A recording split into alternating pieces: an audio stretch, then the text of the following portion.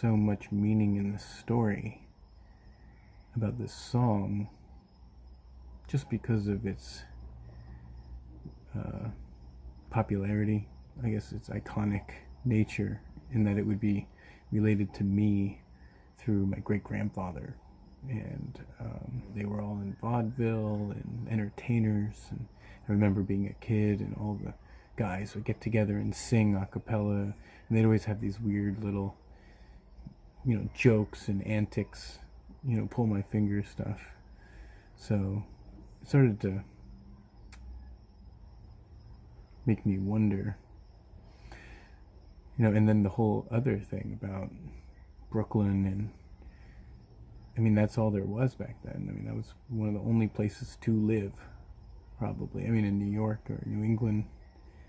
And then you have music being as primitive as it was, as far as, people wrote sheet music and played classical music, and ragtime wasn't accepted because it was from the red light district and from colored people's music and an ethnic taboo. But because of Scott Joplin and actually writing the music and as a classical piece. And so Joseph Lamb met Scott Joplin. I think it was 1907. Lamb was the only white guy. He was like the token, accepted, the the rare person that gets accepted into the culture, into the group, and complimented, actually excel as a peer. It reminds me of that documentary called Genghis Blues with Paul Palo, where he goes to Mongolia and wins one of the categories or classes of their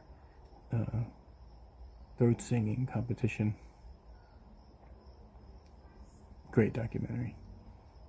I want to learn this song, and I realize how hard it is to even just play the song. I'm almost more interested in the story, but I'm having a good time playing it, and there's something magical about the multi-dimensional nature of the story and the song, and it being related to my family.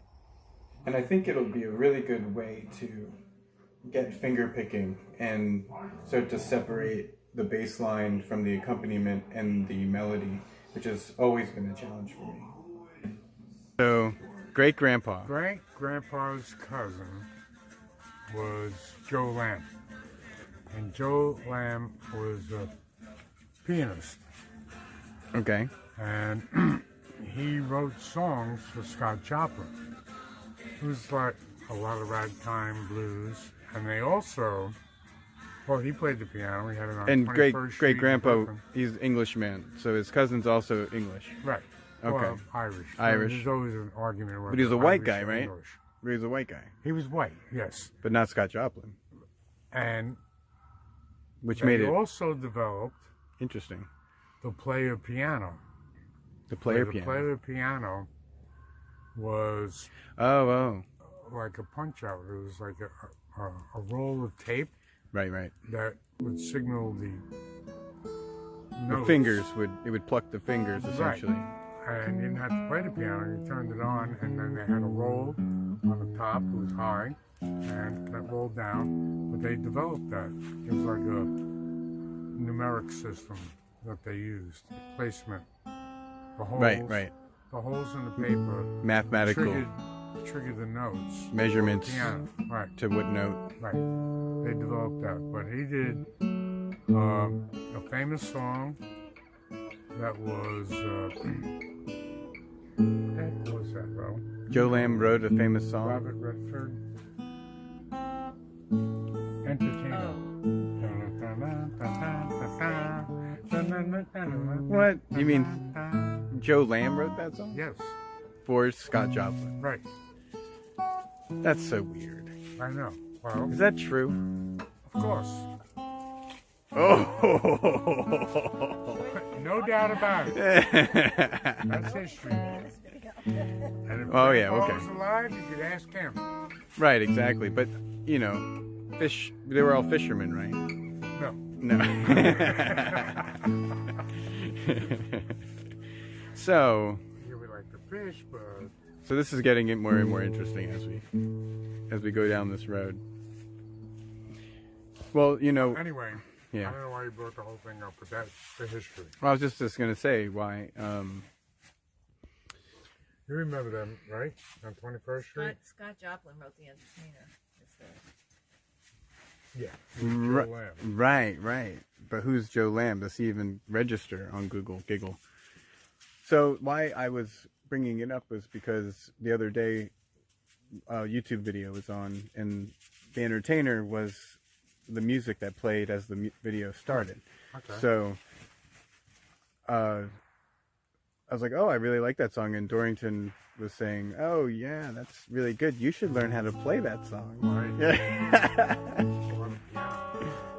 Right, but I looked up the tablature on the was it Ultimate Guitar, and I don't know if it's translated to the exact sheet music, Right. but it is like a finger pick.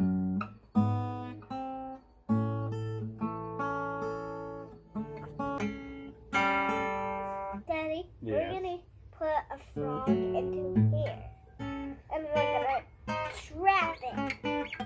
Really? Old Town? Last night? When we went to Old Town? We caught those 2 frogs? One was a black poison dotted one. Yes. One was, and the other Poison? Yeah. Oh no. But it did. And the other one, a green frog. I mean, a leaf